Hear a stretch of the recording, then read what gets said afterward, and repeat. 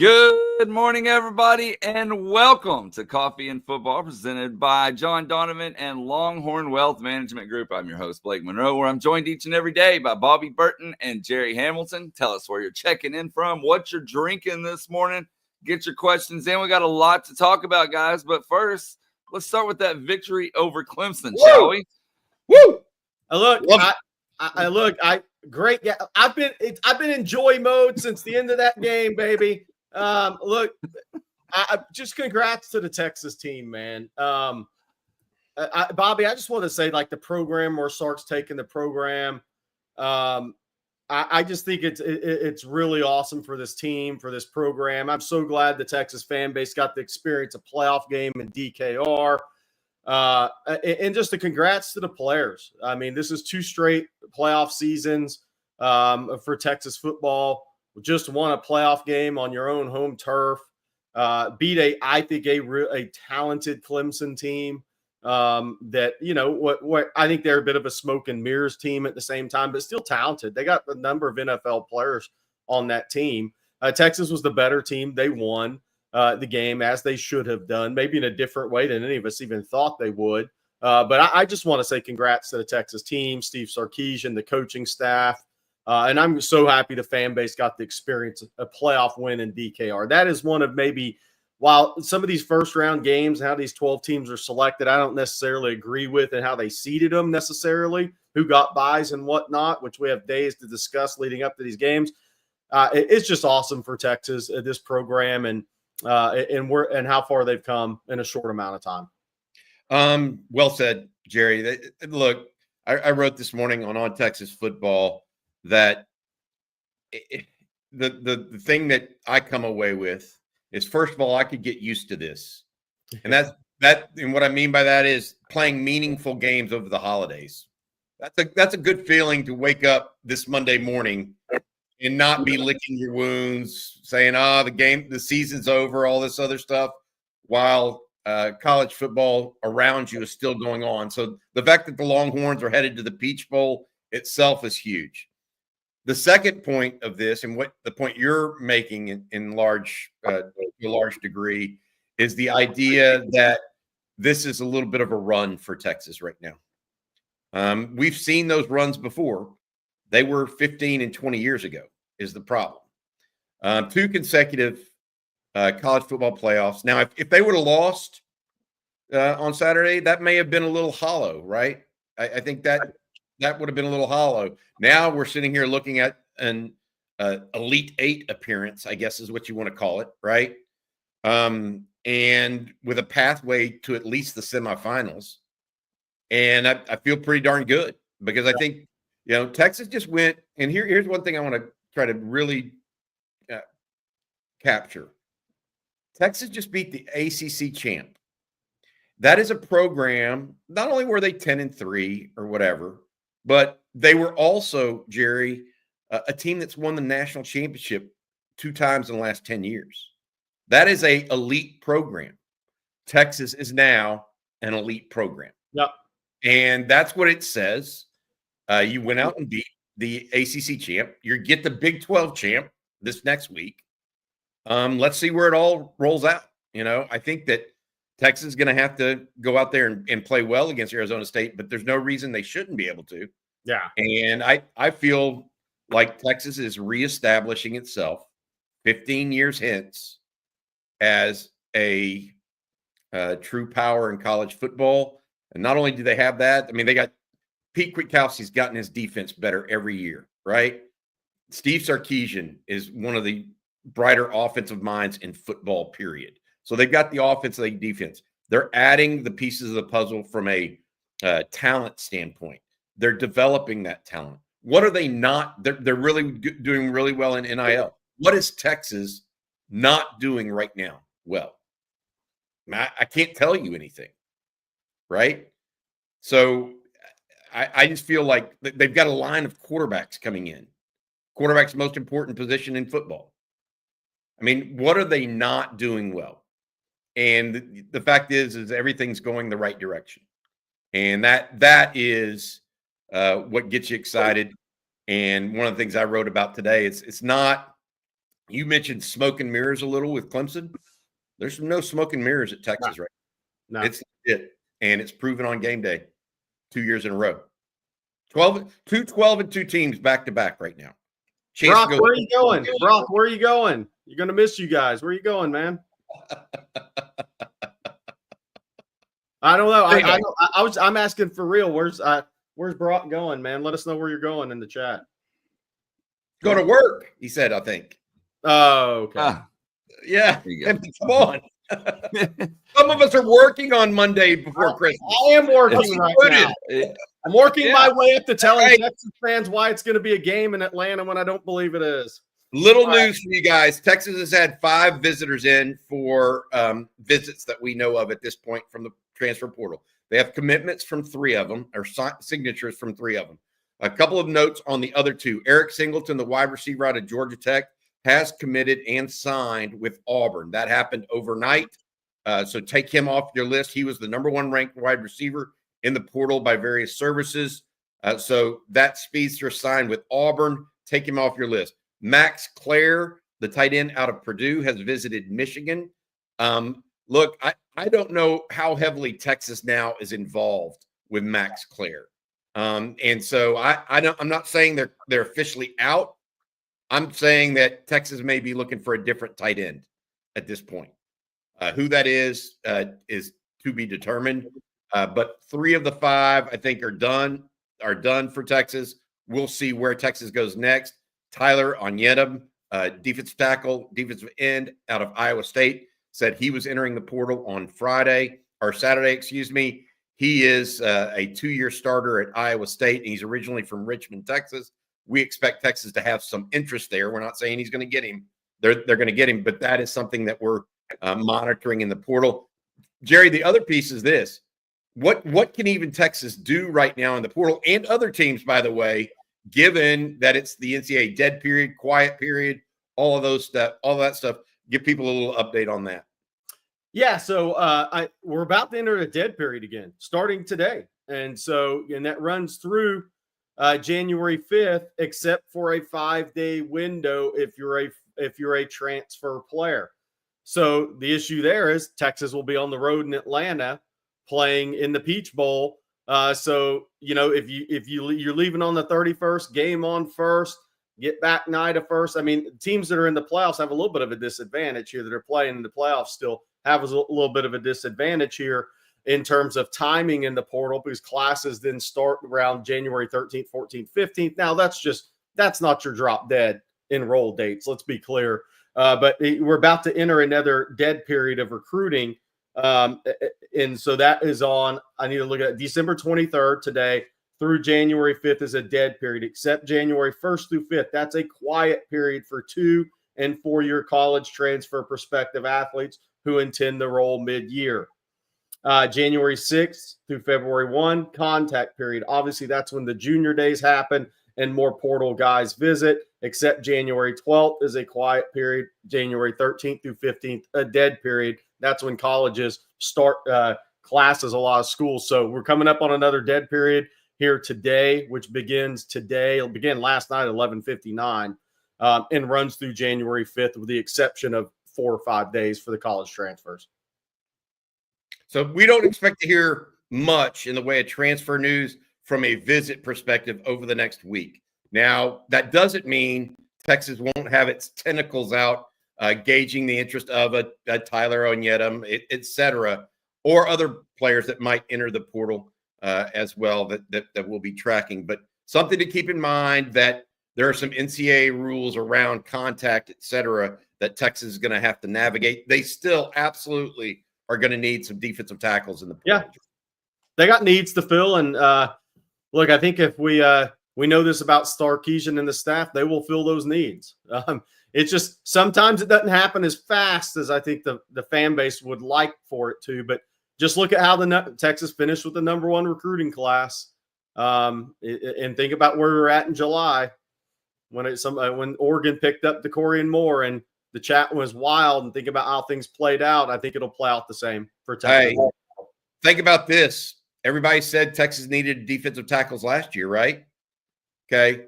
Well, everybody said Texas thought they needed Dominic Williams from TCU, who ended up going to OU over Texas and LSU, right? Well, guess who Texas got instead? Jermaine Lole and Bill Norton. Anybody make a bigger play this year on the football field than Bill Norton? Let me ask you this. Anybody make a bigger play? Here's another transfer. Anybody make a bigger play than Silas Bolden this year? Yeah. What's Andrew Makuba meant to this team? Be the glue in the secondary. To your point, Bobby, Bill Norton, Silas Bolden, Jermaine Lole were not the highest ranked portal players. And portal rankings are a joke in our industry. I just want to put that out there. They couldn't be more farther off from what they really are. So those guys weren't as highly ranked portal prospects. So people like, oh, well, these guys, how good are these guys really? You know what? You have to have it can't be a team full of stars. It has to be a team full of some really good frontline players and a lot of really good role players. And in college football for the Blue Bloods, your role players can have NFL grades like Jermaine Lole does. Yes. Silas Bolden will play in the Canadian Football League at worst, right? Those guys they make a lot of plays and they have key roles. Bill Norton, key roles on this team. And they weren't the most highly ranked guys out of the portal. So it just can't. The portal, because of how bad the rankings are in the portal, it really gets into star chasing in my mind. And I think that couldn't be further from the truth. You're trying to build a team, not collect talent. Texas has a really talented team. Now, how does Sark and the staff build out the remainder of that team? That's what's going to get them back to the playoffs, not just signing the most highly ranked portal players when they really aren't in reality. And I'm not just BSing. That's just my thought. I'm always real with people, just like I think Arizona State's going to lose 52-23. My point on the portal is, you mentioned it's not collecting talent, it's building a team. It's a perfect example of it. I mean, Texas is trying to build a team. They're supplementing, and this may have been the biggest difference between the two teams on Saturday, in my opinion. Texas had depth on defense. Texas had depth on offense. Clemson didn't. And was it the portal? Because both teams recruit very well. Clemson's recruited very well under Dabo, period. So, I mean, Sark's doing all the right things that lead us to where we're at right now and where we can be in the future. That's what I've been saying. Hey, I want to say thank you before we get going any further. We're going to take y'all's questions today. Going to talk a little Texas Clemson. Also, we're going to have the director of the Peach Bowl on at 9:00, so people can get ready for that as well. But first, we'd like to thank our sponsor, John Donovan, president of Longhorn Wealth Management Group. John's a proud Texas Ex's Life member whose wife and 6 siblings are also UT grads. This UT family passion is what led John to brand his firm, Longhorn Wealth Management, and dedicate it to providing investment, retirement, insurance, and estate planning services and solutions to families and friends across the nation for more than 30 years. John and his wife, Lisa, were able to enjoy the fantastic Longhorn victory over Clemson in person at DKR. And like all Longhorn fans, it was as good of an early Christmas present as they could have hoped for. So in the spirit of Christmas, John's providing all OTF members with the gift of a free 90-minute consultation to help you learn how a certified financial planner like John can help you maximize your wealth, minimize your taxes, and secure your legacy while you're relaxing on this Christmas break week. Please take a moment and either call John and his team at Longhorn Wealth 972-707-4900 or go online at longhornwealth.net to schedule your free consultation soon. John wants to wish all OTF members a blessed Merry Christmas, a Happy Hanukkah, however you celebrate, and also wants to say hook 'em to all you Longhorn fans out there. Thanks to John and the Longhorn Wealth Management Group. And I want to read this comment because I think some congratulations are in order here. Zachary Delgado, he says, got married on Saturday at 4 p.m. and couldn't watch the game. Came out with the win, though. Hook on. So congratulations. Hey, you won twice on Saturday. Zach. Zachary, we can only hope you married as well as Blake Monroe because you're going to have a great Christmas every year. Blake, how many Christmas trees you say you have again in your house? You got to put it up there, man. Put your background. So look at obviously that. 2 right here. and then 3. I think just 4. Right? No, Oh, 4 or 5. I can't remember. 4 or 5 right now in here, and that's a low number this year because we were in the hospital, and so we didn't have all that time. And she didn't have all that time. There ain't no we. She didn't have all that time to put all the stuff up. So, but yeah, I mean, it's all around. I wish y'all could see. Wish y'all had a 360 view. It's everywhere. I love it. Well, more to talk about. Let's get to the Bobby. Let's check Bobby's ticker and the ESPN predictor. Let's do all this. Let's go. Yeah, let's take a look at the line, guys. Right now, it opened at 13.5, and that's where it's at. 14 on some books, but right there, about 2 touchdowns. So, Bobby, we'll start with you. 13.5, too high, too low, or just right? I mean, it is what it is at this point. I'm going to have to deal with it. I don't think Arizona State matches up well with Texas. No, that is one thing I will say. Now that doesn't mean they can't scheme some things. I mean, go 3 high on defense to try to cause some problems in the run game for Texas. It doesn't mean they can't get Cam Scatabo going. I just feel like Texas athletically fits very well against Arizona State. It's going to be about Texas executing next Wednesday. That's going to tell the tale. They play as well as they did for 3.5 quarters against Clemson, and I think that's good enough to beat Arizona State. Now, by what point spread and all that, I'm not that kind of prognosticator, but I will tell you that I feel comfortable. Texas is this is a better matchup for Texas, in my opinion, than Clemson was. I agree. Look, I've thrown my score out there. I threw it out last night. I'm going with 52-23 right now on this game. And that's not, hey, look, and those of note that y'all have been on this chat, I love Cam Scatabo. I think Kidding Dillingham's done an amazing job. They were 3-9 last year and picked last in the Big 12. They're in the college football playoff. They've won what? 1, 2, 3, 4, 6 one-score games this year. I think he's done an amazing job. I know a couple people in that staff. I think they're doing a great job down there. Building a team, not trying to assemble talent, building a team. They're making good decisions. Cam Scatabo, one of my favorite players in college football. I think Sam Leavitt. They got better at quarterback when Rashad entered the portal because they lost all the stuff that was around the NIL and everything with Florida and everything that was going on with Rashad. And they got Sam Leavitt, who I actually think obviously he's a better college football quarterback, good player.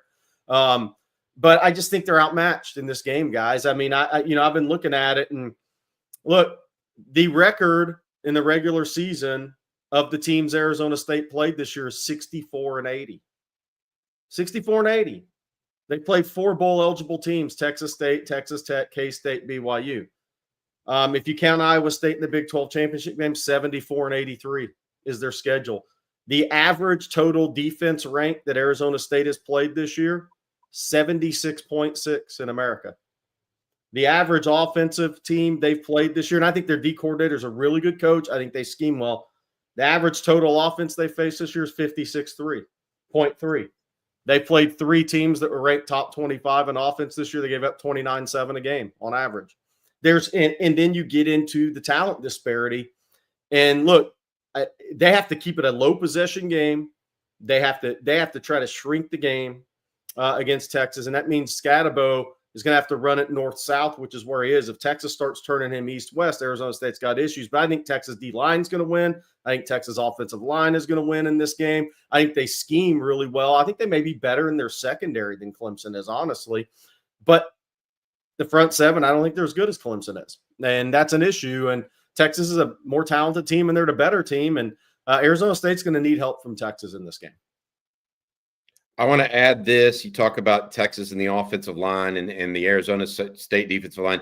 Just some updates on injuries as we have them. Cam Williams was expected to undergo an MRI on Sunday. We do not know the result of that. We do not believe it was an ACL, though. Otherwise, he wouldn't have tried to return to the game. Doctors wouldn't have cleared him to try to return to the game.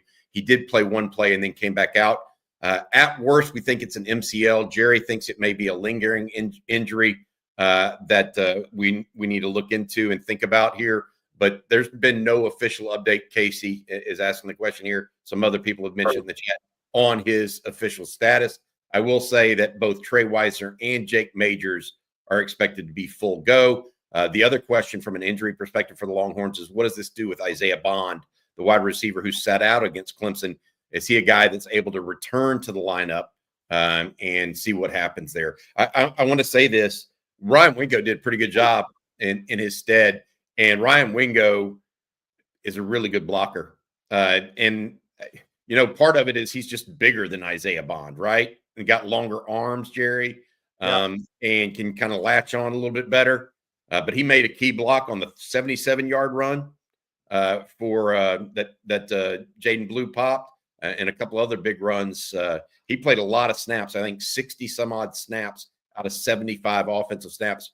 That's a true freshman out there that's getting major experience right now. Also drew 2 PIs, caught a couple passes. He's growing up. He's not necessarily a true freshman anymore. I totally agree. And I would look, and this is not people in the chat. This is not me disrespecting an opponent. I'm not like that, man. My dad was a coach. I'm just giving real opinions.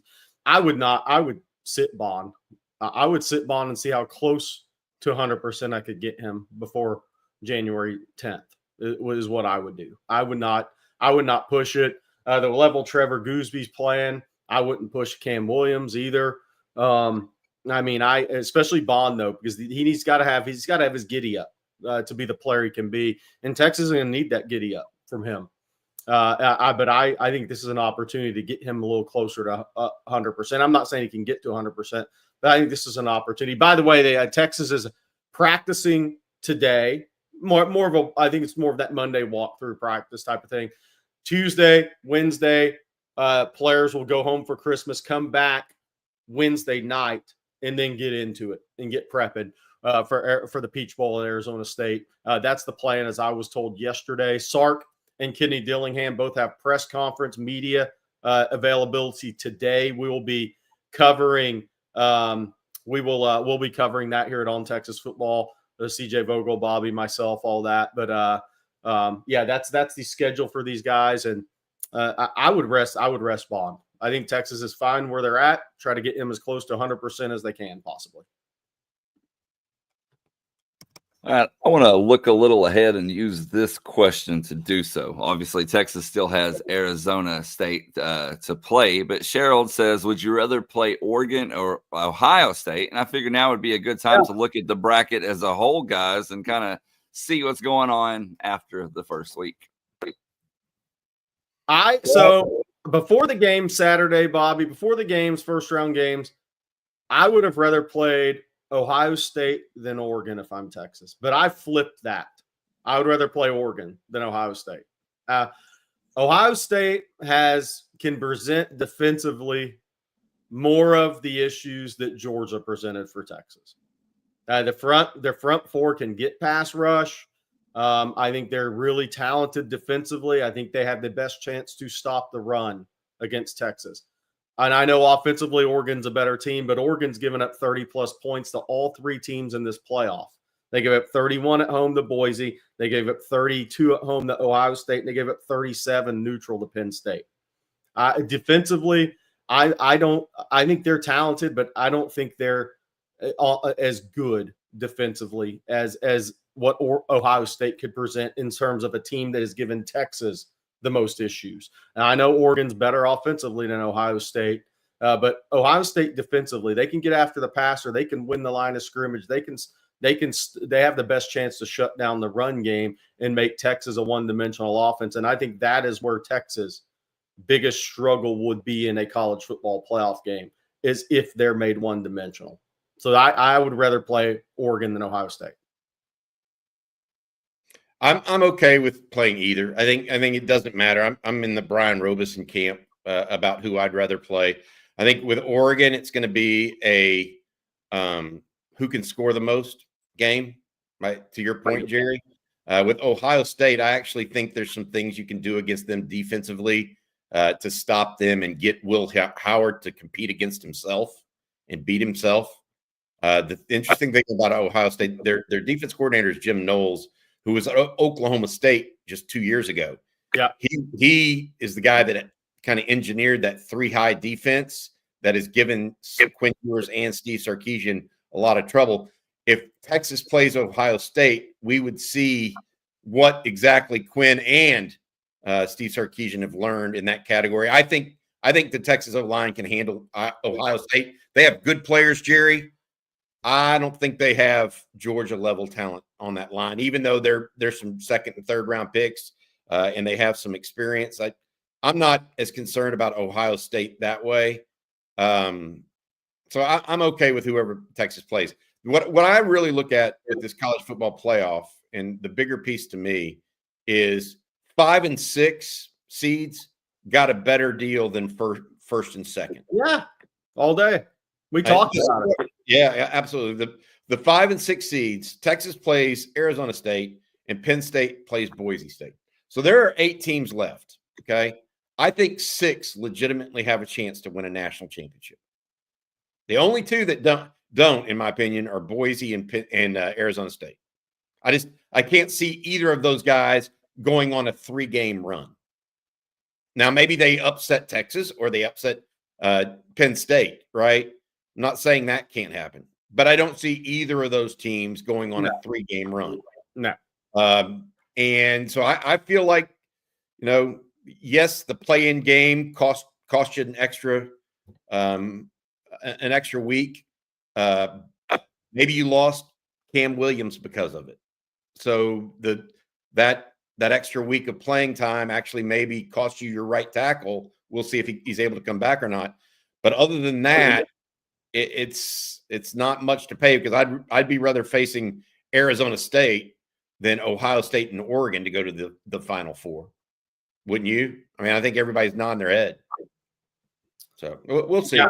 I think there are 6 teams right now that can win a national championship. Yeah, and I know one of the popular picks I'm already seeing, and it has been since last week, is Notre Dame over Georgia. It's been an interesting game because Notre Dame's offensive line, Riley Leonard played under duress against Indiana too much if I'm a Notre Dame fan, considering who they're about to take on in the Sugar Bowl. Riley Leonard avoided hits against Indiana because they weren't that athletic. He's going to have a hard hit avoidance rate against Georgia. And I know people think, they'll just run the ball with the quarterback. Riley Leonard's a really good athlete. He's not. Haynes King has a physical, just rugged, tough mentality about him. He's different. Just because Georgia Tech ran him doesn't mean you can run every quarterback the same way in Georgia Tech's offense. Riley Leonard's also had injury issues. You don't want to put him in harm's way 25 times running the football against Georgia if you're Marcus Freeman. That's not going to be there with the way they win that game. Notre Dame's going to have to keep this in the 10-7 range. I think 13-10 range. But if I'm a Notre Dame fan, I'm a little concerned about how much duress Riley Leonard played in against Indiana, because that's a far cry from the talent they're about to see. So we'll see what happens. It's what makes it fun.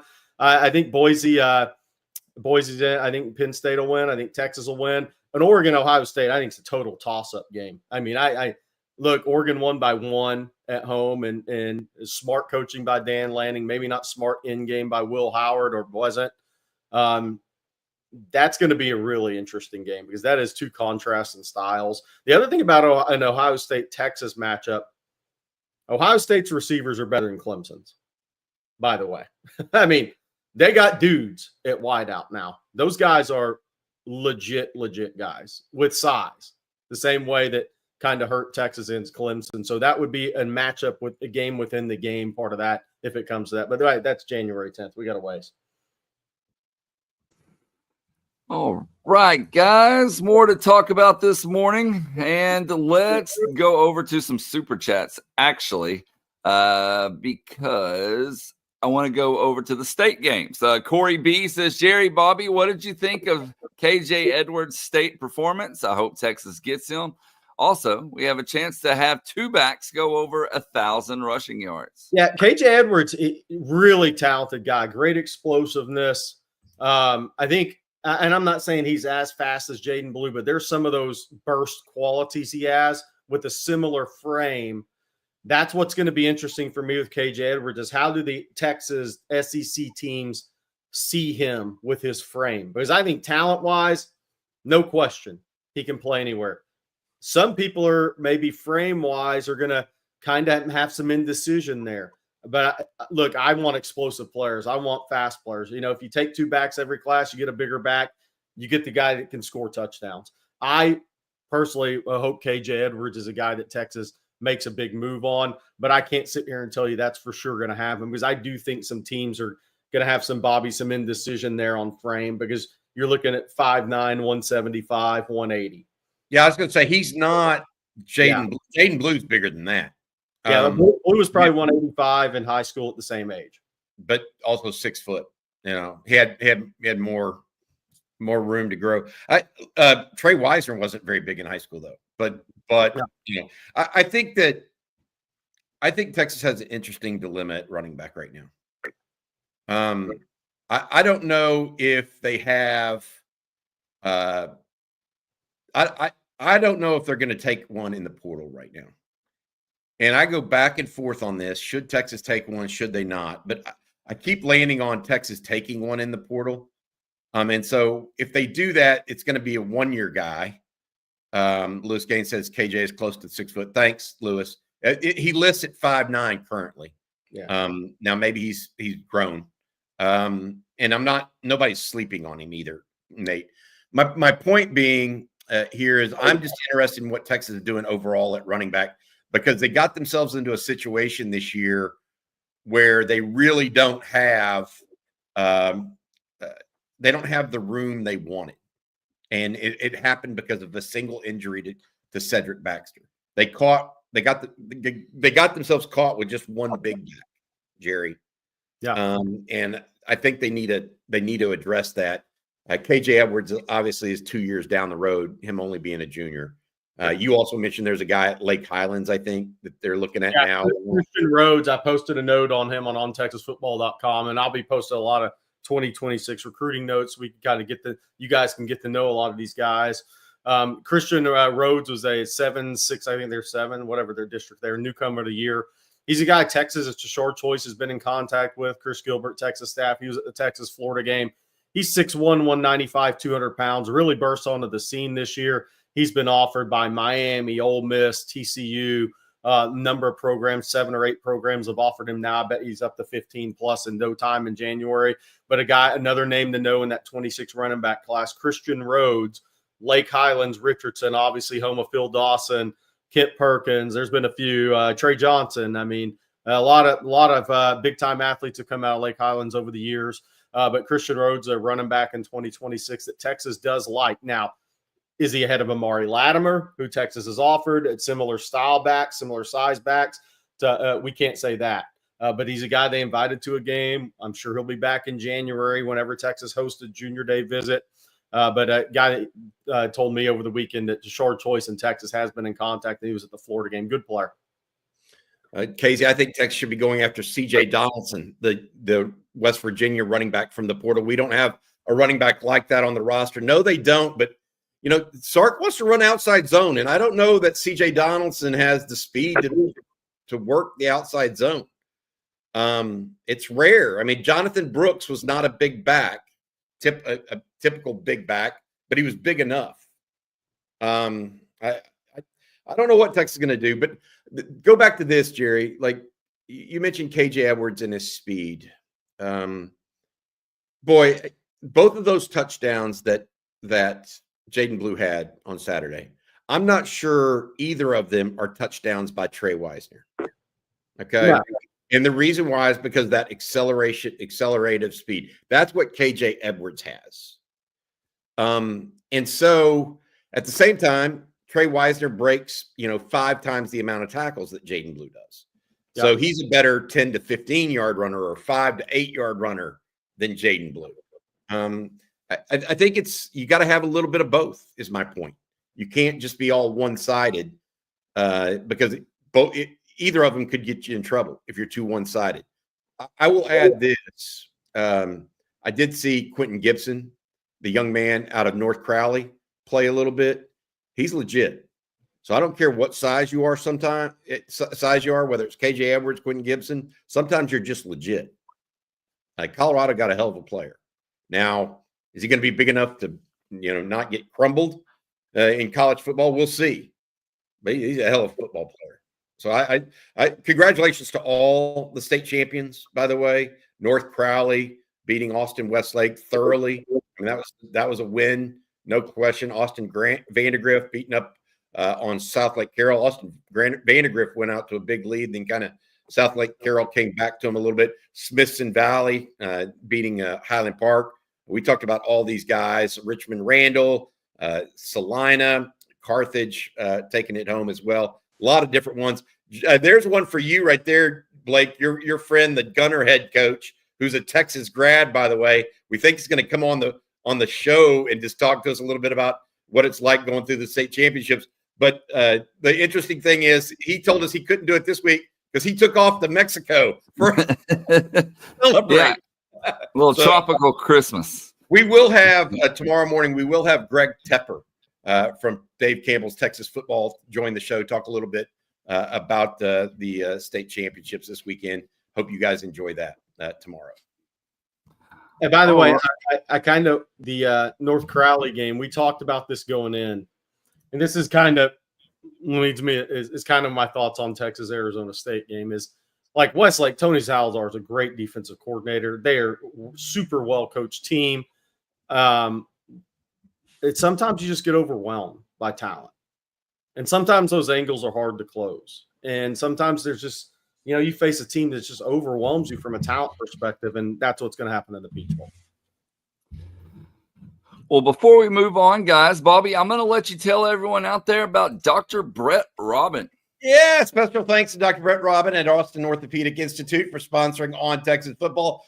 Dr. Robin, a former Longhorn running back, knows what it takes to stay in the game, and he's here for athletes of all ages, specializing in musculoskeletal health. Dr. Robin treats joint pain and injuries with a conservative approach first, but also offers advanced surgical options, including arthroscopic procedures, fracture management, and total joint replacements.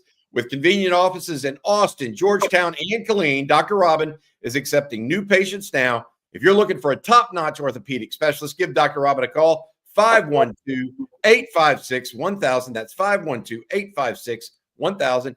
Get back to your active lifestyle and doing what you love in this new holiday or in this new year coming up. Give them a call, 512-856-1000.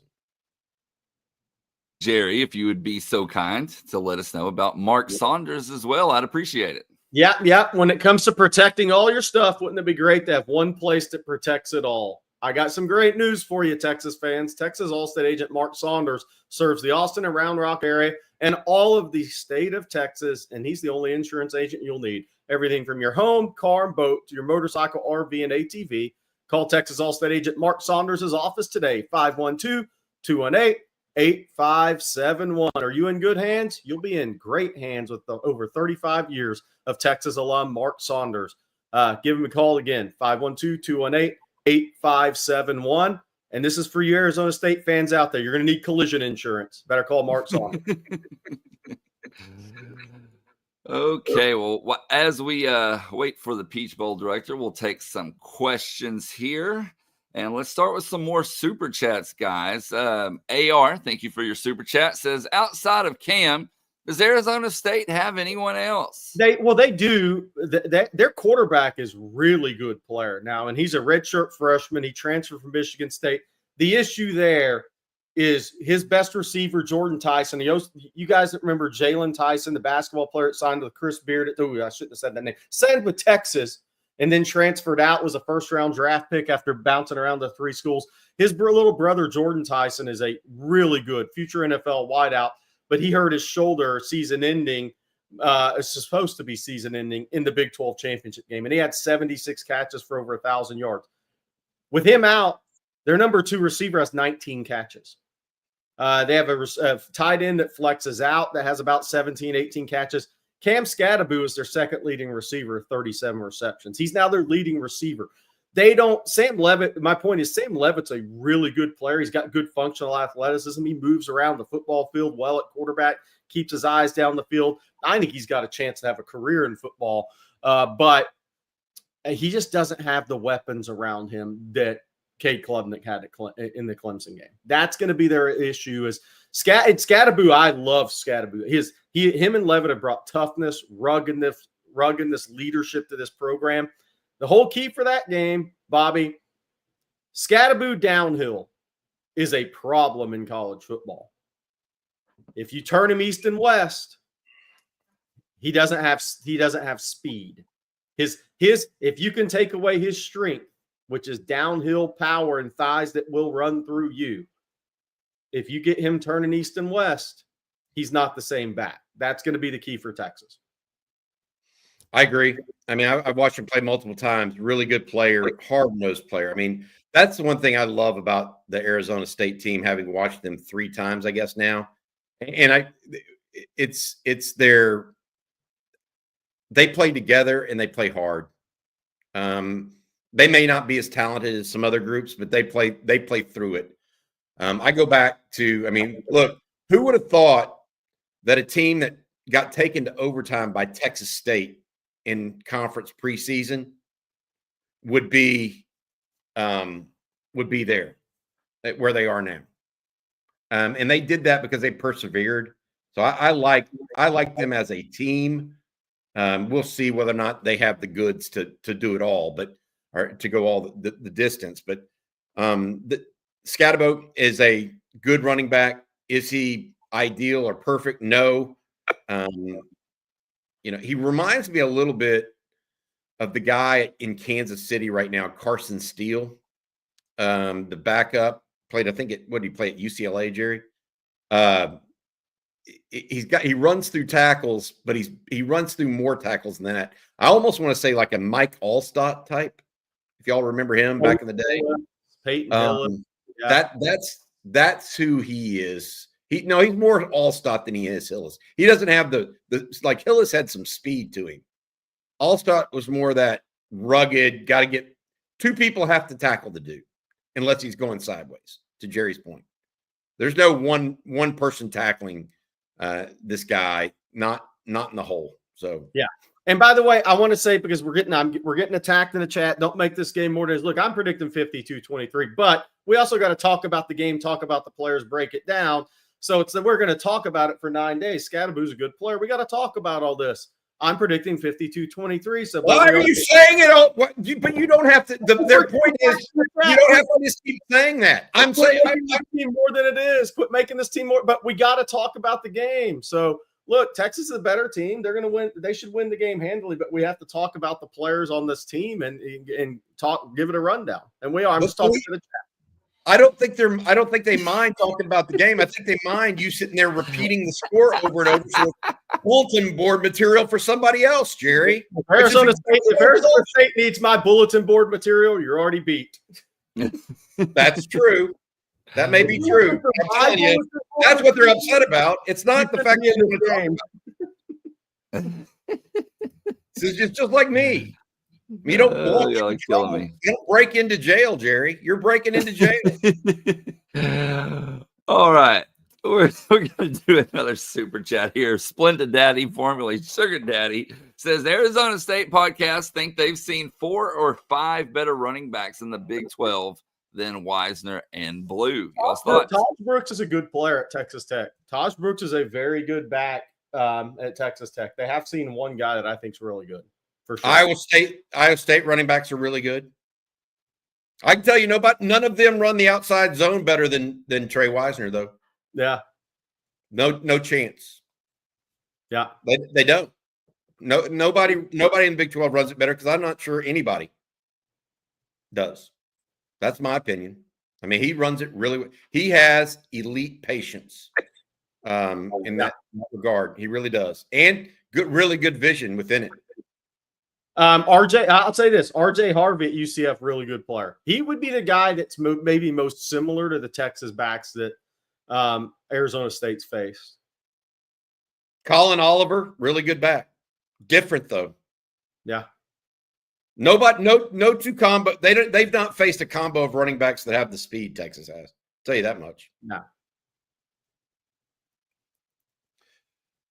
All right. Hey, guys, we got a couple more things to get to here today. We want to talk a little bit about it. Hey, Jerry, one of the things I mentioned earlier in this segment or scenario.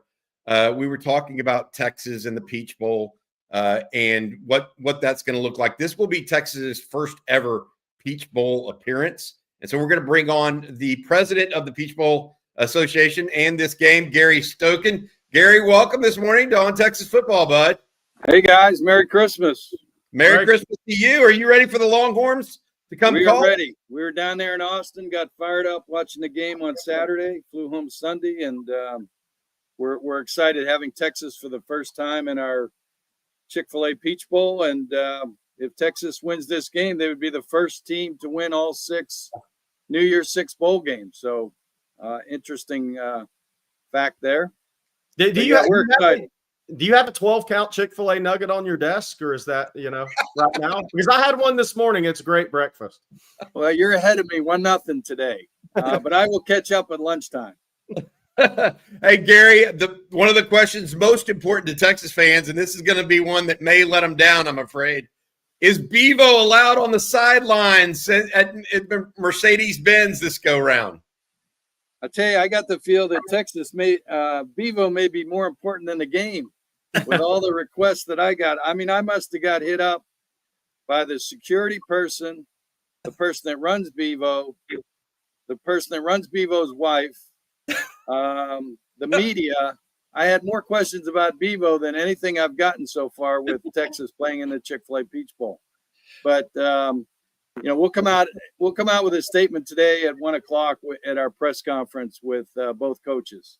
There we go. That's what I want to hear. Thanks, Gary. Hey, Gary, it is Texas' first go-round in the Peach Bowl. Texas, however, was in Mercedes-Benz Stadium just 2 weeks ago against Georgia. Pretty good turnout, we think. What does it look like for you guys this year? You feel good about Texas-Arizona State matchup? Well, yeah, we're sold out of our tickets. Texas had sold out before they played on Saturday for our game. And I know Arizona State sold out. So we're going to have another sellout. It'll be our 23rd out of 26 games in the Chick-fil-A Peach Bowl. And electric crowd. Both teams want to get back here in January 20th for the national championship game. But, yeah, it's going to be an electric crowd. It's going to be exciting. Interesting dichotomy with the teams. Obviously, Arizona State, I think, to be successful with Scatteraboo, the All-American, they need to run the ball. And as we saw, I think, on Saturday, Texas's strength is in its defense. So it's going to be an interesting matchup, I think.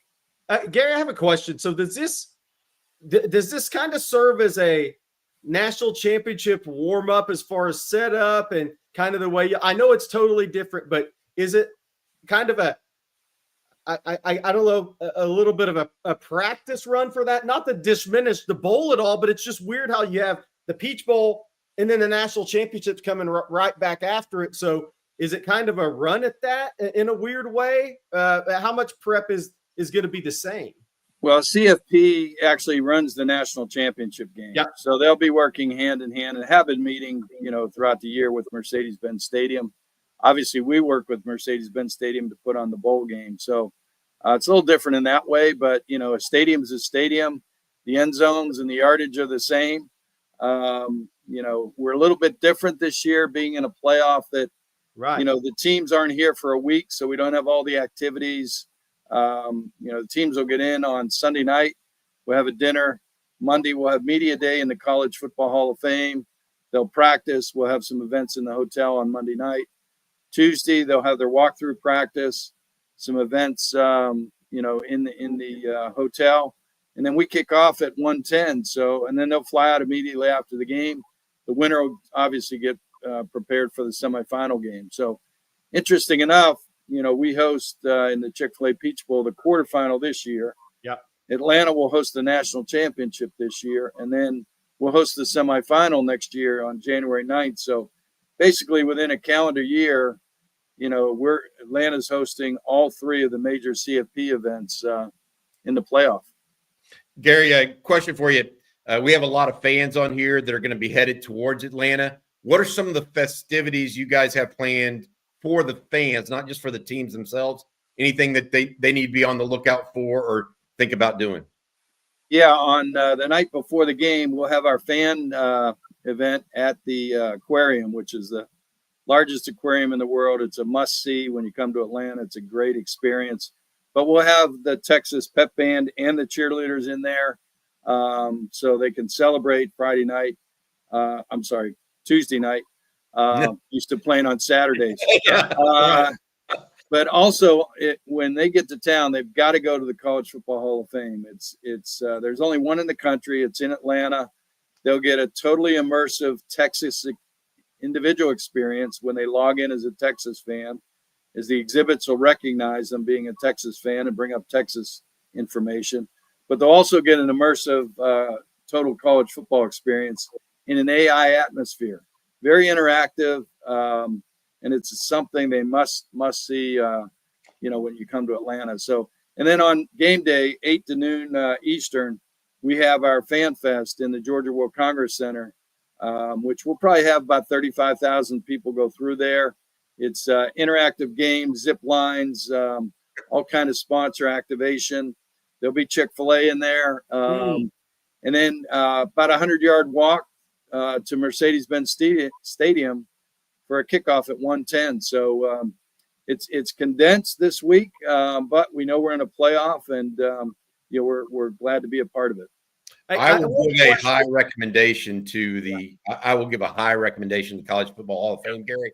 We did a live show from there 2 weeks ago before the SEC championship game. It's terrific if you get a chance. If fans are trying to go to that, and I've also been to the aquarium. I took my kids to the aquarium, by the way. They got the World right there. You got the Civil Human Rights Center right there. I mean, there's a lot of activities right within, basically walking distance, as are the hotels. We have so many hotels downtown to the restaurants and bars. And so, yeah, it's a walkable experience. Centennial Olympic Park, you can walk through there, get a little history of the Olympics back in '96, the 100th anniversary of the Olympics. So, yeah, it's a lot to do. Looks like the weather is going to be, 62, 63. So people should be able to get out and about. But we do promise 72 degrees in Mercedes-Benz Stadium on game day. Go ahead. Sorry. One, we have a question from the chat, and I'll ask that first. But then I got a question for you from your game experience in Austin. Michael Spirilli asks, is there a transit? Because a lot of thousands of people will be going to this game for the Texas fans. Is there a transit system from the airport to the stadium? Is a question from the chat. My question to you, you've been to a lot of college games. What was the atmosphere like Saturday night in Austin? Because I know you were there. Yeah, I've been to one other game in DKR, and obviously the experience then compared to now, that was a little bit of time ago. With all the light show and everything else, the drone show, it was fantastic crowd. It was a great evening, beautiful. I'm glad we had that game rather than going to Notre Dame or Penn State or to Ohio State, as it was a pleasant evening weather-wise. But the Texas fans were into it, which was great. Chris Delconte put on a great show, and we appreciated the CO in Atlanta at the end and the drone peach with the ATL on it. That was a touch of class. So, and then back to your earlier question was if there's transit. The great thing about Atlanta is we have MARTA, which if you get on at the airport, you can go right to the stadium and get off and go right to the game. You can, after the game, you get right on MARTA and go back to the airport and fly out. You can do it in one day if you wanted.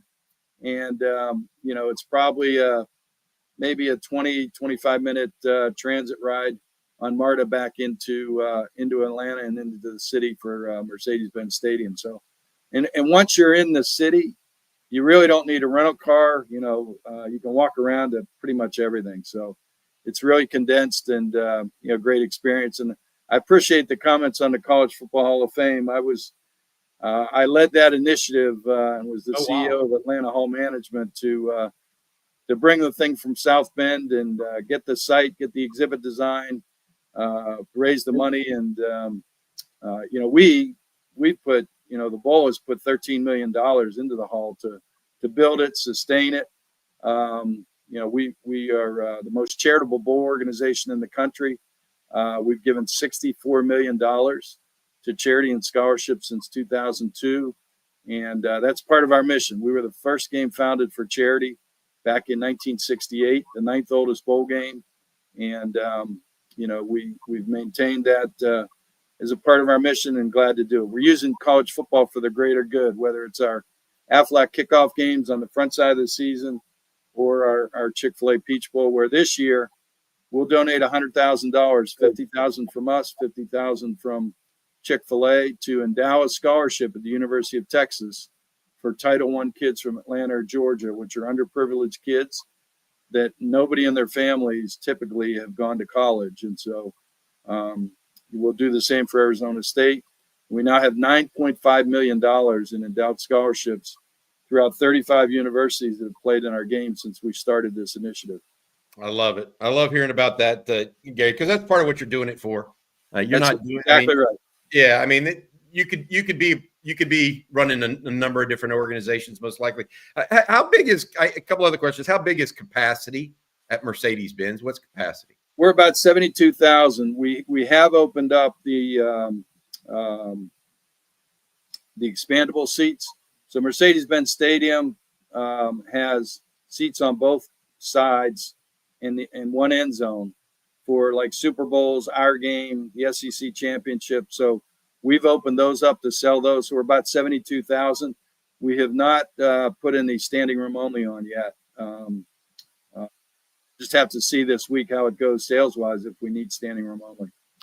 So I know we're talking about the Peach Bowl, but I got to ask you a question about you, because I was reading about you, and one of the things that stood out to me is you signed Coach Krzyzewski to an endorsement deal back in the day, I believe, with Adidas. What year was that, and where was Coach K on his kind of in his legacy, where he was at in his resume building at that time? Because that's really cool to look at your work history in athletics.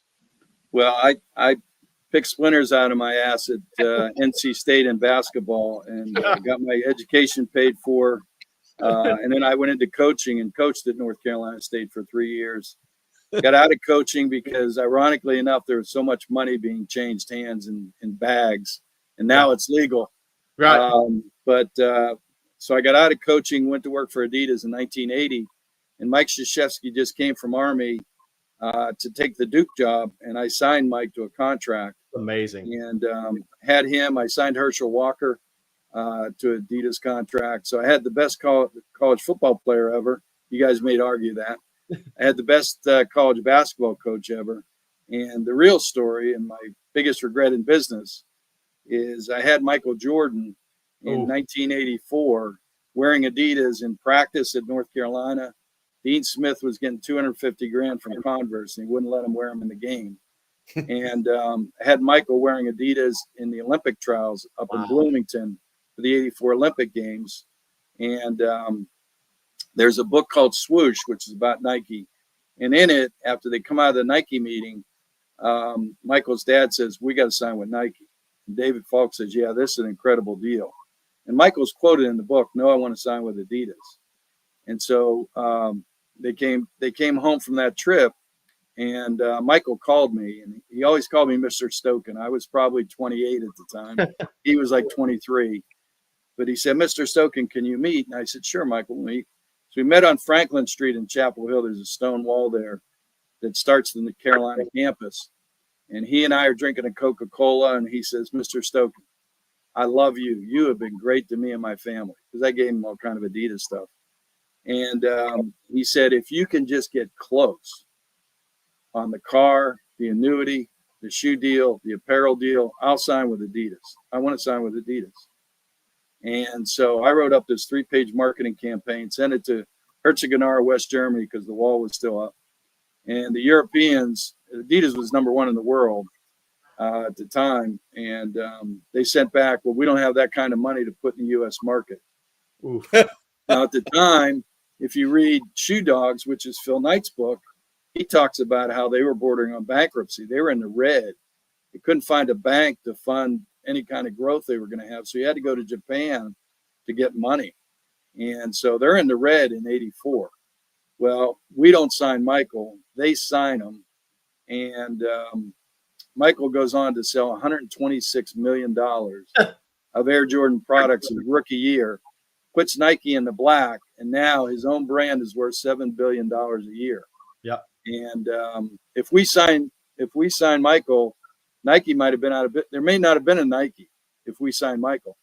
And I had him ready to sign with us. But it's interesting. A year later, I go down to the Bahamas with my family on vacation. We're walking through the Atlantis to go to dinner through the casino. And over on the left-hand side, there's a bunch of shops. And there was a cigar shop there. My daughters were like 8 and 10, something like that. And my 10-year-old said, "Oh, there's Michael Jordan over there." I looked over. Michael would run his golf tournament in the Bahamas every year at that time. And he had Charles Oakley, Charles Barkley, and Ahmad Rashad with him. So we walk over and he sees me. He says, "Gee, come here." He puts me in a headlock and he looks at my daughter and he says, "Your dad is the hardest working white man in sports." My daughters have never forgot that. And he went on to tell the story I just told you, but he told Barkley, Oakley, and Rashad, he said, "Yeah, Gary didn't think I could play, and that's why Adidas didn't sign me." He stuck a dagger right in my heart. Like his competitive nature, right? That's he loves to do that. Yeah. But that's my biggest regret, that I didn't have the push, because I knew he was going to be great. I was so young that I didn't push the envelope with Adidas to say, "Hey, this guy's going to be great. We got to sign him." So anyway. Gary, I by the way, appreciate in the chat now, they're blaming you for Oregon's NIL program for Adidas deal done with Oregon. Yeah, the trickle down effect, right? Yeah, I've been in sports 46 years. I got stories of Magic and Bird when I was at Converse, and Michael, and Bobby Knight at Indiana when I had the Adidas red sweater on. Bobby Knight. I've had a blessed. Never worked a day in my life. That's you, awesome. you didn't get any chairs thrown at you while you were working with Bobby Knight, did you? No, but if you got time, I'll tell you one quick story. Bill Wall, who ran the Olympic program at USA Basketball, Bill Murray, who ran his Knights camps, and myself. It's about 2 hours before the Illinois game, and we're sitting in the cave, they called it, which was Bobby Knight's coach's locker room. He had a big Mitsubishi screen with all kind of videotapes on it. Yeah, he'd watch video and everything. And so it was 2 hours before they play Illinois. And John Feinstein was up there that year writing the book. Yeah, writing the book. Yeah. And Season on the Brink. And so the three of us are sitting in these chairs, and Knight's talking, telling stories. And he gets a call. And he says, okay. He hangs up the phone. He says, "Lou Henson wants to meet with me," because they were playing Illinois that night. So he goes out. About 15 minutes later, he comes back with the Chicago Sun-Times newspaper, and the headline is, "Knight says Henson cheats." Well, evidently, Knight told Feinstein that Henson and Illinois cheat, and Feinstein wrote it, or told somebody in Chicago Sun-Times. They wrote it. Knight takes the paper, crumbles it up, throws it, and hits Bill Wall right in the chest, and says that blah blah blah blah blah, and starts swearing, turning red. Takes a vitamin container, throws it against the wall. There's vitamins everywhere on the locker room floor. He starts kicking the lockers, calling it and Feinstein every name in the book, and he takes the water cooler and knocks that over. Now there's water and vitamins all on the floor in the locker room, and the three of us are sitting there just hoping that the heat won't take off on us, because he's liable to go off. "You stoking your Adidas shoes suck, and we're not going to wear them." Who knows? Well, Tim Knight, his son, opens the locker room door to come in, and he sees his dad bright red, kicking lockers, swearing, and he's obviously seen his dad go off before. He slams the door shut and runs down the hall. Well, the three of us, I don't know if you guys ever watched Three Stooges, which I love the Three Stooges, but anyway, the three of us are like the Three Stooges. We get up, pulling each other out of the door because we're all trying to get out before the other one, because we know Knight's going to start ripping us.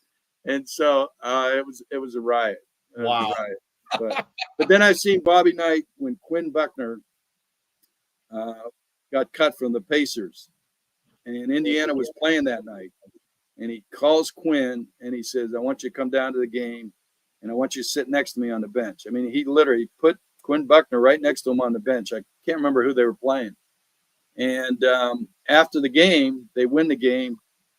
We come in the locker room, and he brings Quinn up, gives Quinn the game ball, and talks for 15 minutes about Quinn Buckner, how classy he is, what a quality guy he is, the best teammate in the world, the best captain, because he was captain of their 76 undefeated team that won the national championship.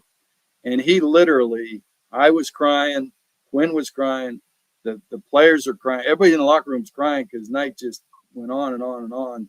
Such a great speech about Quinn Buckner and, Indiana basketball, what kind of team he was. So I've seen Coach Knight do tremendous things that he never once reported for charity and for people. It's amazing.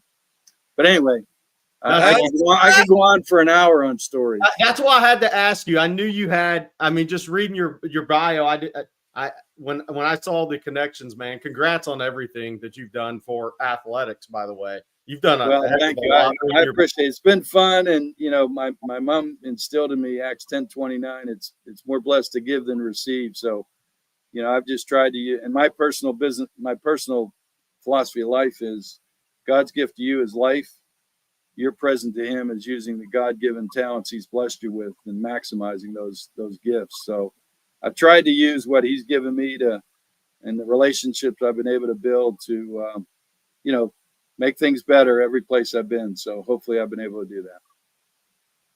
Gary, I'll be on the press conference here in about a couple of hours. I guess you got. Okay, great. Yeah, 1 o'clock Eastern. I just want to say this. There's 3 words here for you before we let you go. We want Bevo. No pressure, huh? No pressure. But he can't wear Adidas gear. That's Nike contract stuff. So he's supposed to be wearing Nike shoes. That may be one of the reasons he doesn't make the trip. All right, Gary. Thank you so much for joining. We may have to brand his ass with Adidas brand. 3 stripes. There you go. Gary, thank you so much, bud. Thanks for sharing your time. And thanks for putting on this bowl game and welcoming coming up to the game. Yeah, oh yeah, we'll be there. I'll be up. We're going to do something at the Hall of Fame again. Hosting you and saying hello. All right, take care of yourself. You be good. Happy New Year. Merry Christmas. Thanks, guys. Same. See you soon. It's Gary Stokan, head of the Peach Bowl there in Atlanta, where the Longhorns will be the guest. Obviously, a guy with a lot of background in sports over the years. Good guy. Enjoyed spending some time with him this morning for sure. All right, Blake, we have a sponsor we need to get to and talk about a little bit. And I've got some news for you guys. Flat Creek Estate Winery is the closest winery in Austin that's close to downtown. It is just minutes from there, and they won award after award this year for their vintage wine, Super Texan. Super Texan is now available at your local Specs, so give it a try. Also available at H-E-B. Of course, Flat Creek is also a gorgeous venue with wine tastings every single weekend. It's perfect for a day date with your significant other.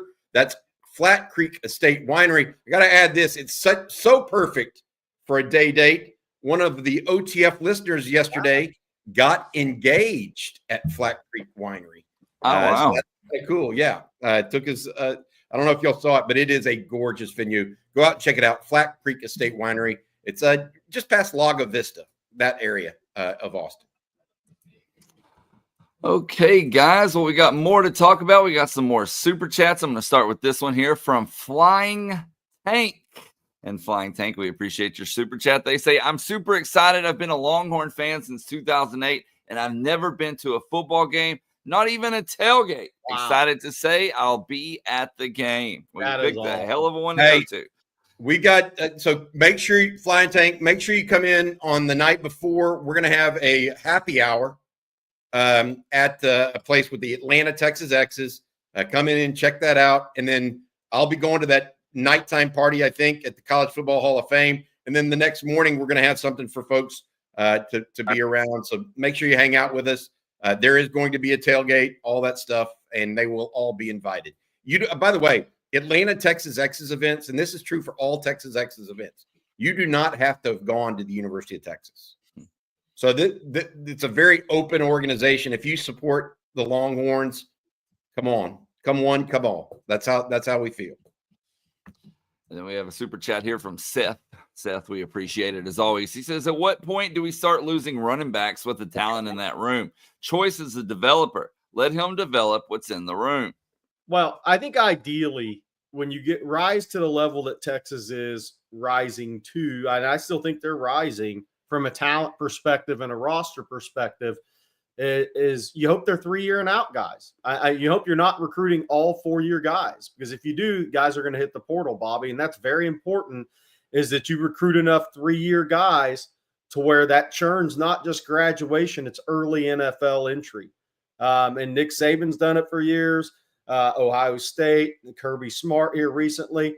And there's a reason these programs win with the talent. They keep churning these guys out. Maybe you have to wait a year in some instances, 2 at some positions, offensive line, maybe your linebacker, some of those development positions.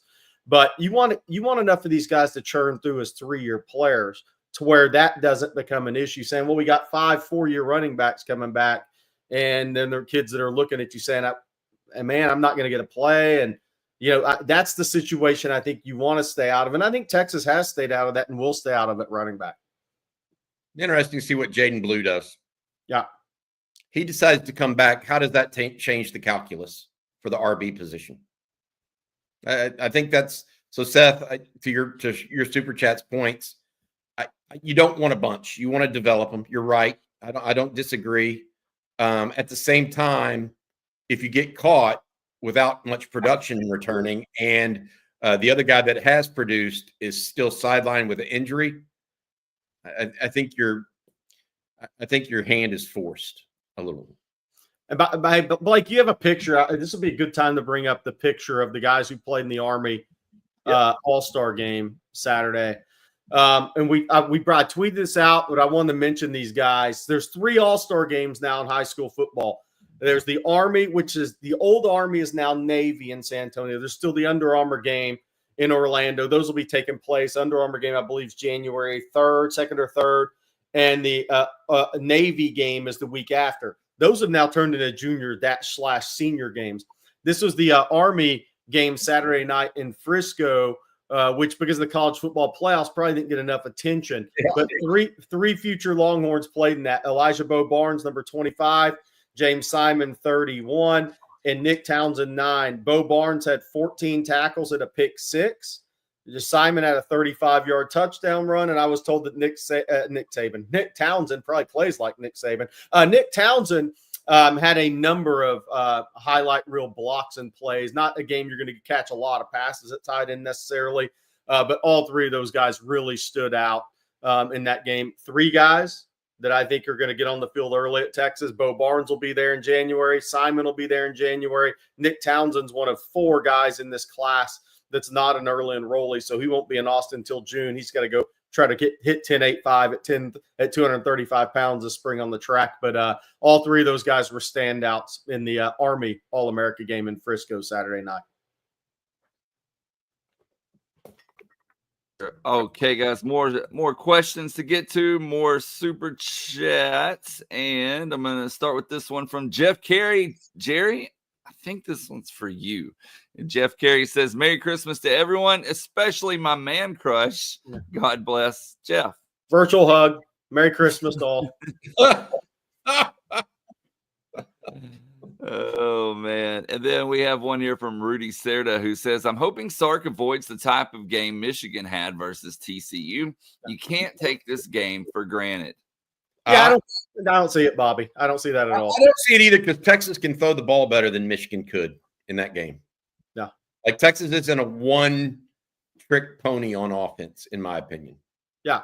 Michigan was really run heavy, like overwhelmingly run heavy that year. They had to actually change it up and utilize J.J. McCarthy's arm more to end up winning the national championship, by the way. So I agree with you. I think there's a couple of key things for Texas here against Arizona State.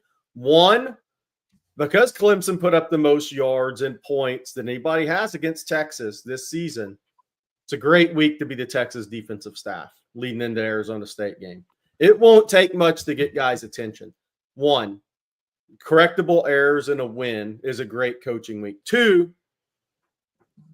what fires up a defense, Bobby, when they see a really good physical running back on tape that they're playing? Texas defense is going to be really excited to play Cam Scatterboot because everybody says this guy is the best you've played against. This guy's the most physical player you've played against. They are going to run it right at you, Anthony Hill, right at you, Leon O'Fowl. They're right at you, Andrew Makuba. This guy's coming to take your soul running a football. That gets a defense fired up, man. And this is the college football quarterfinal. I'm not worried about Texas not having energy, being overconfident, none of it. I think this Cam Scatterboot is a good challenge for this defense. Because here's the thing, too. If I'm Sark, I'm saying, or if I'm defensive staff, we're about to face a really physical player. And after we beat this team, because we're going to beat these teams, we're going to go execute, and we're better, right? That's what you tell your guys. If you just go execute, we're better. We're going to go show them physically we're up to the task. Then you say, the team we're playing next, they're going to be physical. This is who we want to play against. We want to play these physical guys. We want to show them we're physical. Georgia out-physical this. Don't let Scatterboot out-physical you. Great place, a great week to be a Texas defensive coach. I can almost smell the first collision between Anthony Hill and the Arizona State running back. I mean, it's like it's coming. Those two are gonna lock helmets at some point in that game, no doubt. And then we have one here from It's 420 somewhere. Thank you for the super chat. Says, just want to say happy holidays to the OTF family. I've listened to you guys every day, especially while at the gym, and it's helped me lose over 70 pounds this year. Wow. Excited to continue with OTF into 2025. Hook 'em. Dude, way to change your life, man. Yeah, that's amazing. Yeah, congratulations to you. I need some of that sprinkled, that magic fairy dust sprinkled on me. Congratulations. Seriously. 70 pounds is a lot to be proud of. I will say this. We also all have a lot to be thankful for this year. We talk about the Longhorns here, but life is more than that. And I hope everybody enjoys this Christmas season and enjoys being around those you love. If you can't be there with them, at least you have them in spirit as well. And thanks for spending some time with us along the way as well. So I appreciate you guys, and congrats. It's 420 somewhere. Way to go, bud. And someone else that wants to give some thanks, Bobby, is Frioli 93. Says, huge shout out to Adam Lowy for the free tickets to the very first 12-team college football playoff game held at DKR, Texas Memorial Stadium. What an amazing atmosphere. I love it. I love that we've got sponsors like Adam, like Longhorn Wealth Management in that group that helps sponsor us along the way. Even Manscaped, Jerry, I'll give them a shout out here as well. They all helped this make this go round. So appreciate that, and glad you had a good time, Frioli. And by the way, Manscaped's not, they're not back this week because of this. We're right up on Christmas time, but that doesn't mean the 5.0 is going away. ASU fans. Good Lord. Dante, thank you for your super chat. He says, shout out to Jaden Blue. Thank you for not quitting on us. Thank you for continuing to play through the criticisms and the benching. We need you, and we appreciate you. Heck yeah. Good post. That's a great way use of, we talked about this last night a little bit too, Jerry. Look, Sark, even after Jaden Blue lost his job, even after he fumbled, Sark still put him out to speak to the media. Okay? I want to say this. Jaden Blue, for those of you who don't know his entire backstory, he did not play his senior year of high school football. And some people thought it was very self-serving. He even went to try to get back on the team. They wouldn't let him back on the team. He's gone to Texas, and maybe after the first year, Jerry, you and I both heard he had told folks he was getting ready to transfer. Yep. Okay. When we talk about development, okay, we're typically talking about physical development, on-field development. We're not necessarily talking about off-field maturity, etc. If you don't think that Jaden Blue and Jerry, you can speak to this better than anybody because you knew him in high school when he was a recruit. If you don't think he hasn't matured off the field, not just on the field, off the field as much as anybody, my hat's off to him. I mean, that's one of the reasons why you go to college, why you go get coached, why you take on mentors and new people come into your life and you grow up. I mean, quite frankly, you just grow up, and he's done that while at the University of Texas, clearly. Look, in there are matchups that are good for him and matchups that aren't good for him as a player. And that teams, I should say, schemes defensively, the strengths of teams, that's part of football. But Blues game, and we talked about going, I thought there were going to be great opportunities. I didn't think he was going to run the ball for 150, okay? I thought Texas would run the ball in Clemson, but not 300 yards, okay? They went beyond my expectations. But these are favorable matchups for him. And the fact that he worked through this adversity in the year, Clemson was a really good matchup for him. Sark's going to get him back involved in the perimeter pass game. It's going to be the same against Arizona State. He is going to look really super duper fast against Arizona State when he gets to the edge in this game. And then on the perimeter, he is going to look maybe faster than Clemson against Arizona State. These are great matchups. And if he didn't stick with it and respond to the adversity the way he has, he wouldn't be showing NFL teams, hey, man, I may be a boutique type of player in the NFL, but here's what I could do for you too. This is the speed I have. This is the playmaking I have. So him sticking with it this season, because there's been a lot of guys hit the portal that aren't even playing with their playoff teams right now. Him sticking with it, I think at the end of the day is going to put some tape on the board for NFL teams. They're going to say, man, this guy, he can make big plays. It may be in a role. It may be as a boutique player in the NFL, but he can make plays for our team and help us win games. So hats off to him for sticking with it, working through the struggles, because if he didn't, I don't think these opportunities would be here for him right now. I want to add this. It wasn't just on the ground. Yep. He had a catch and run on a screen pass that was a big one, in my opinion, in the fourth quarter. He also had, if you remember, coming out of Texas' own end zone, that third down play where Quinn kind of escaped to his left and was surveying the field. Jaden Blue went up and made a catch with his hands above his body, came down for the first down. He wasn't just a runner on Saturday. He was a well-rounded player. So Dante, thanks for that super chat. Point well made, in my opinion. Point well made. And then Sean here with the super chat says, no assistant coaches going for loose balls this time, please. Of course, happened, what was that, 2007? Yeah. Right? Wasn't it 2007? 52-34, I believe that one was. And when Chris Jesse left the sidelines to touch the football. So that was the Rudy game. Rudy, when the Texas defense was going wild on Rudy it. Carpenter. Rudy Carpenter, you got it. Yep.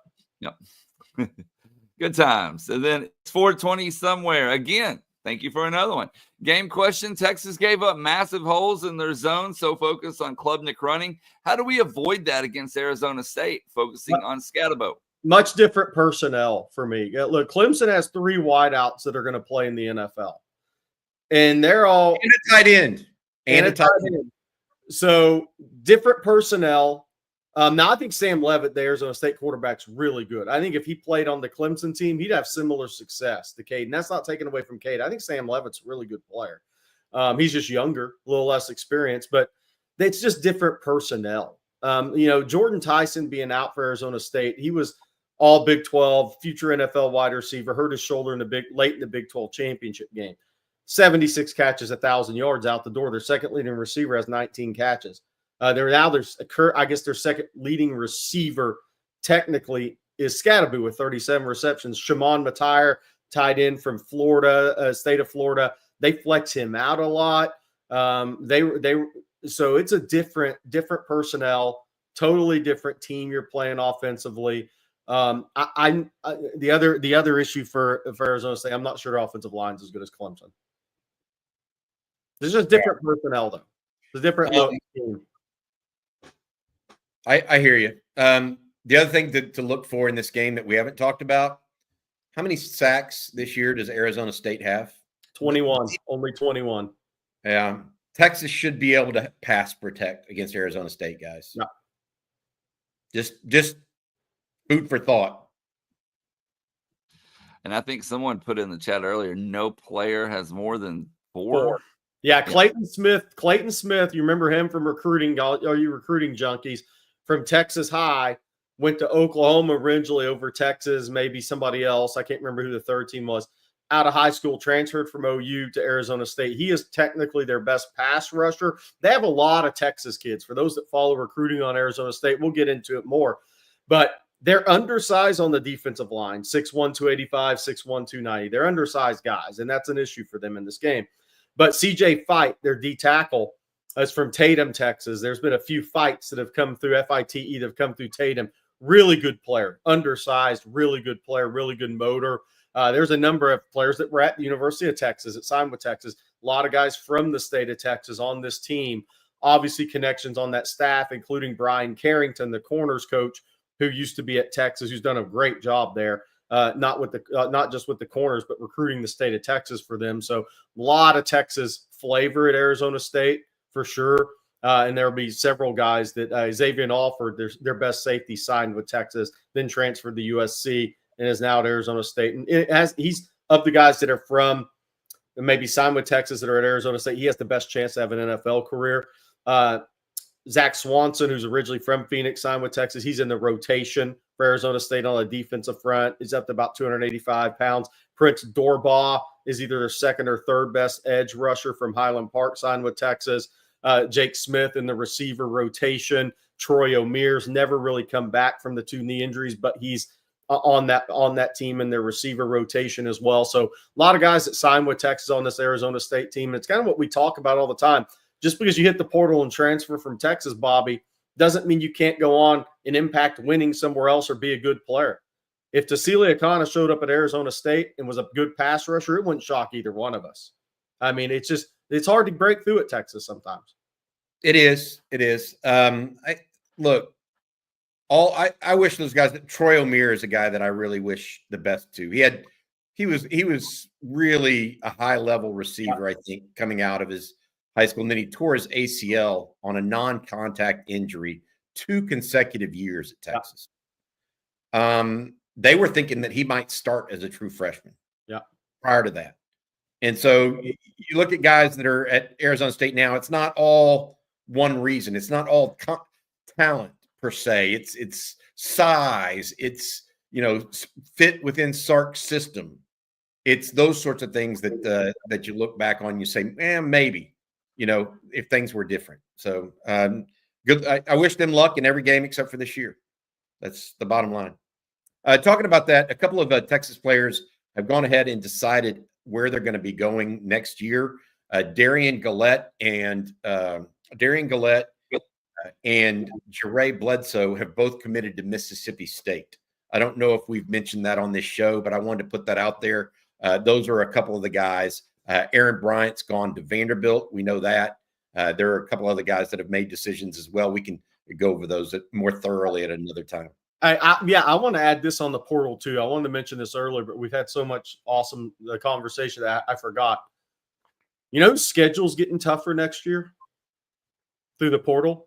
Texas A&M, LSU, and Auburn are cleaning up. Yeah, Auburn got Eric Singleton, by the way. And they had a great recruiting class, and Yellowwood is coming through in the portal for them. LSU doing very well in the portal. A&M's schedule next year is getting tougher, guys. And we'll have some fun with that next year, I'm sure. Because LSU and Auburn they're doing well in the portal. And Oklahoma. Good point, Casey. Oklahoma's schedule is getting tougher as well because they have those same teams. And Brent Venables has to have it next year. Jose Rodriguez says, Gary, maybe I missed it, but did Texas host any recruits this past weekend during the college football playoff game? No, not during the game, not like tickets handed out. That because it was an NCAA playoff game, couldn't do that. You could have official visitors around it on the portal, but most of those teams who did that before their game day weekend, they didn't want to have to be bothered, not to be bothered with. They didn't want that also on their plate. Thank you, Jerry. And then we have one here from MJF. MJF says, who's the best tackler for Texas? And who do you feel is the weakest? All right. If I had to pick one person to tackle somebody, it'd be Barron Sorrell. Because I think he's a sure tackler. But so when I think of best, I think of who's the most sure tackler. Anthony Hill may be the most, what would you call him? The most violent tackler. Yeah. I think that Colin Simmons or Ethan Burke are the most, best in space tacklers. But the most sure tackler on this Texas team, in my opinion, is Barron Sorrell. Yeah. Second may be Lianga Lafau, by the way, for me. Weakest tackler is maybe either Manny Muhammad, Jade Barron, Gavin Holmes. It's always a corner, guys. Just most improved this year, Makuba. Yeah. From his time at Clemson. Yeah. From his time at Clemson. Yep. He's helped himself in the NFL draft with increased physicality and open space tackling, I think. When it comes to tackling, it's almost 99% of the times your weakest tackler is going to be your corner. Yeah. I know you don't want them to be, and you try to coach them up. They've got to be a willing tackler. That doesn't mean they're still not the weakest. Here's an interesting comment. By the way, that tackling on the edge will be important against Arizona State because the two ways they move the ball with regularity have been the run game and the outside screen game, Jerry. Hey, this is an interesting comment. Living rent-free. Arizona State should be a bend a game. As long as he is assignment sound, it could be a bend a game because you're going to need somebody that will thump on Scatabo, that will return the thump, Bobby. Got to wrap up. David doesn't always wrap up well. I think Lafau may be the guy for that. He wraps up. Just my opinion. It's going to be both because they're going to get a dose of that guy. Blake, you're muted, buddy. Sorry about that. So, Taylor Johnson with the super chat says, seems that Manny Muhammad got worked a bit. He seemed to turn and throw his hands at his teammates like it was their fault after each catch. Talk to Rod Babers. We've got second watch with Rod Babers coming out today. And I talked to Rod a little bit on this. And the thought process he thinks is that Jalen Gilbo made a couple of bad reads. And then that kind of mushroomed on him. And then they got a good play on him, and he was just frustrated, period, at that point. If you see Bill Norton, the play on the fourth down play where Bill Norton makes it and stops Clemson short of the sticks, if you're watching that on film and you go back and look at that, make sure you look at Manny Muhammad as he exits the screen. Okay, because that was the drive that they really attacked him hard and they had success on. And you see Manny Muhammad going like this, kind of patting his chest, like, thank you, that was my fault. Thanks for rescuing me a little bit. I thought that was a sign of some maturity from Manny Muhammad as well. Like, hey, yeah, I know most of that was on me. Thanks for having my back, bud.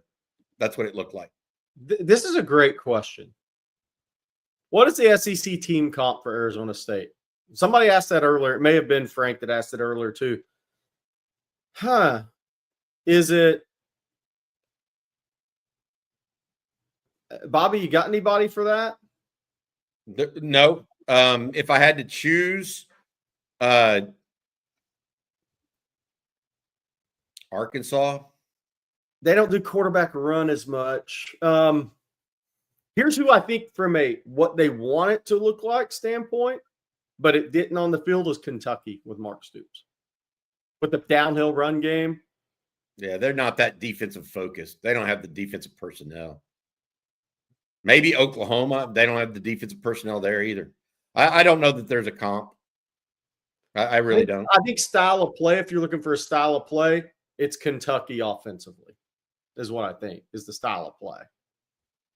Because they've lived in the downhill run game. They've lived with the counters, power run game. That's what Arizona State's going to have to do with Scatabo to maximize their team. They're a Big 12 team, though. They're not going to resemble anything like the SEC. And that could be good or bad for Texas. Texas is proven that they can handle the SEC type opponents this year. Can they go back and revert to a Big 12 type team? We'll see. Okay, our next one here comes from Cinco de Mayor. And they say, I appreciate the OTF team very much. It's been a blast being an OG. Thanks for all you do. Merry Christmas. Merry Christmas to you and yours too. And please join us on TexasFootball.com. There'll be recruiting news going on right now, portal news when it comes about as well. Just $39.95 for 1 year. We're keeping that way through the beginning of the year. This year, it's a one-time only deal. Regular price is $59.95. You have to use the code OTFOG to get a 1 year subscription to OnTexasFootball.com. It's the best deal out there on the market. I want to say this. Saturday was big too for Texas defense. We're up to 41 sackles this year. We're over 40 sackles, guys. That's a big number in college football. When you get over 40 sackles, you're putting a lot of pressure on the quarterback.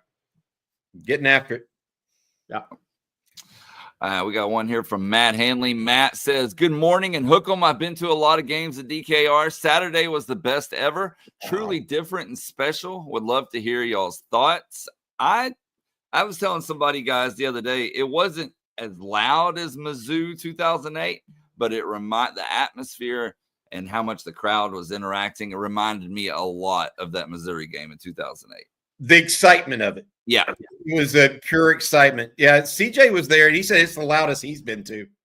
And now he's only been covering the team for about 5 years. But look, I mean, I think that what Chris Del Conte and his team, because it's not just Chris Del Conte, and his team have come up with around game day atmosphere, it just keeps elevating it to another level. You mentioned we just had Gary Stoken onto the Peach Bowl. He said he was at DKR this past weekend, and he said, it's just top shelf.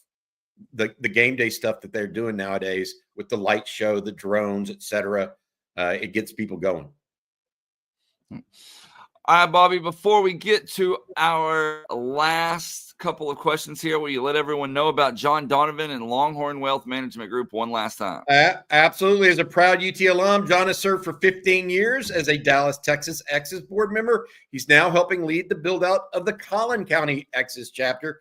John wants to encourage all OTF fans to take advantage of any downtime you may have between Christmas and New Year's to focus on positioning your financial plans to enter 2025 on the right path. Keeping in the Christmas spirit, John is offering all OTF fans the gift of a free 90-minute private consultation to evaluate how a certified financial planner can help you identify the best financial strategies and solutions available to so you can begin focusing on maximizing your wealth, minimizing your taxes, and securing your legacy. Call John and the Longhorn Wealth Team, 972-707-4900. That's 972-707-4900, or go online, www.longhornwealth.net. That's www.longhornwealth.net to schedule your free private consultation today. John wishes all OTF fans a happy Hanukkah, blessed and happy Merry Christmas, and hook 'em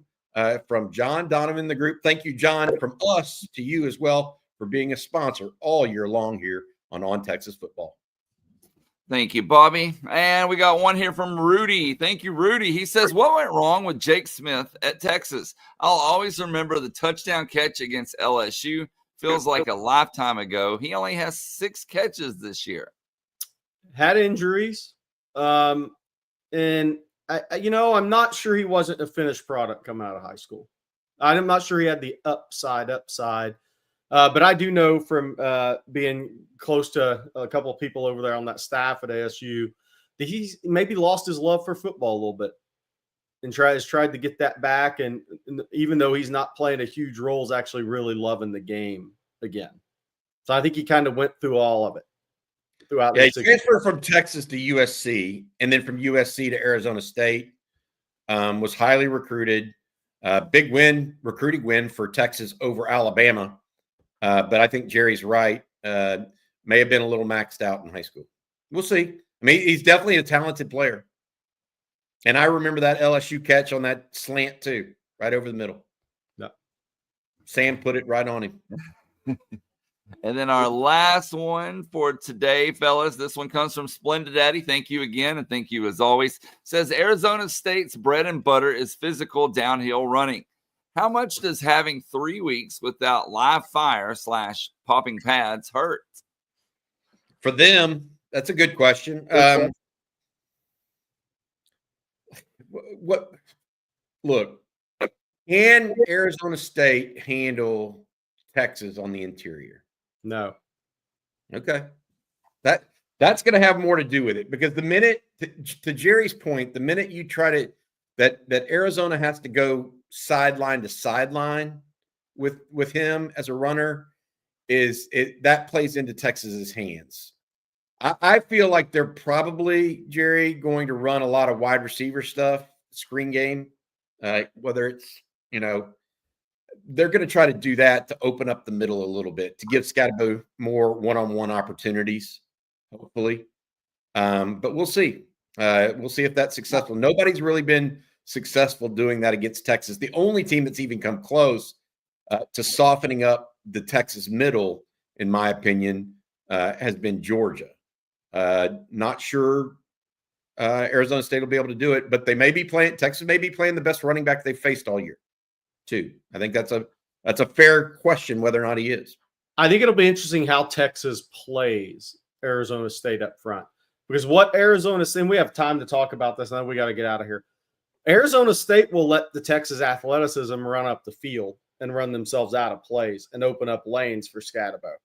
It's going to be interesting to see how Texas Kenny Baker plays his defensive front in this game, because Arizona State will let the athleticism get up the field and run themselves out of plays. Because Scatterbo's patient with his vision, even though he's a downhill guy. Will Texas play more positional, gap-oriented football versus trying to get up the field? If you play more positional, gap-oriented football, playing on their side of the line of scrimmage, but not too far on their side of the line of scrimmage, that's when you turn a downhill back east and west. I think that's what Texas is going to do. Arizona State's hoping a Colin Simmons will fire off the edge and they can run it right behind him and just let him take himself out of plays. It's going to be a disciplined defensive front game for Texas against the run. And we had one more come in that we need to get to before we get out of here, and it's from Edgar. He says, shout out to Bill Norton. Very quietly has anchored the middle and made his presence known. Exceptional portal find. Not just him. I mean, I agree that was probably that and the blue run are going to be the two plays that are remembered most from this game, I believe. He wasn't just an excellent find. I'll tell you who else was Jermaine Lole. I mean, those guys have been really, really good football players for Texas this season. And so Lole had the third down stop against A&M, fourth down stop against Kentucky. I mean, Texas did work in the portal last year and came up with, 5 guys now? It's like, and I talked about this last night.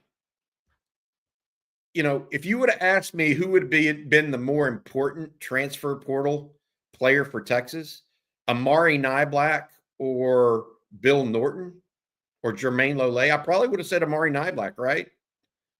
But no, I mean, the guys that have come in and played a bigger role have been those guys. And Texas needs them, especially on short yardage. They've been nails all season long. They really have. And you see them playing more as the season's worn on. I don't know if y'all noticed that. They've gained some snaps. Yep. So getting more used to the defense and what people are looking at, that sort of thing. Jermaine Lole, former Arizona State player. Bill Norton played at Arizona last year. There's some familiarity. Yes. Well, before we get out of here, guys, I want to let everyone know the OTF shop is open. Bobby has restocked. Go get you some mugs, some hats. They're now available. Shop.ontexasfootball.com. Again, shop.ontexasfootball.com.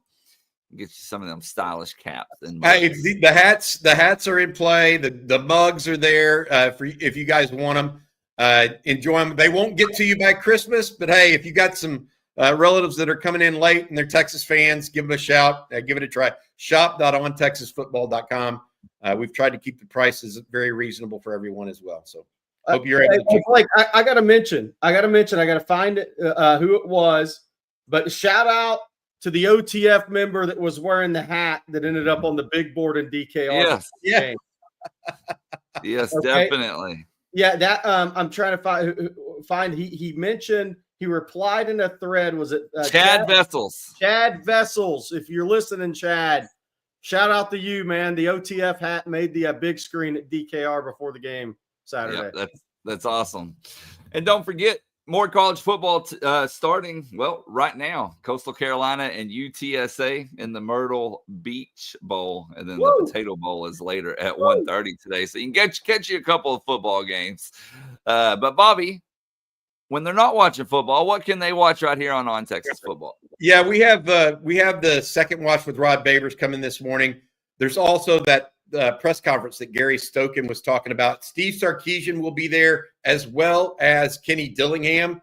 So we'll have that and have reaction from it, as well as the actual press conference videos for you guys today. And then Jerry and I tonight are talking ball. We are literally just taking your questions tonight. We don't have any preset topics. Also, Rod, CJ, and Coach Shipley will be on the winning drive this afternoon, starting around 3:30. 3:15. Make sure you check back in. Look, it's time. Everybody's getting timed off here for the Christmas. So in between your Christmas shopping, because we know all dudes are shopping like heck today and tomorrow, me included. Make sure you check in with us and Blake Monroe. All right, Gary, not me. I gotta say something. Not you. I got mine taken care of. I was pointing up at Jerry. I gotta go. I'm leaving this. I gotta go shop this afternoon because I'm not a winner. I'm not a winner. You know who is a winner? You guys for supporting us. We just crossed 67,000 subscribers during this show. Wow! Thank you very much for supporting and being part of us and being part of the On Texas Football growing community. Thanks for passing the word, telling your friends. Enjoy meeting you guys, seeing y'all on Bevo Boulevard, cutting up with you guys. Joe Z always making fun of me. Thank you. It makes me laugh. I need it. So appreciate everything you guys do for us, man. And it's an awesome community. Thank you very much. Nice meeting you too, Carlos, as well. And thanks for the Let's do it. Let's do it. Hey, you know what makes it all better, though? When the Longhorns win. That's right. That makes it all Bobby, do you want my prediction score or are you good? No, I don't want to do that. We're done with that.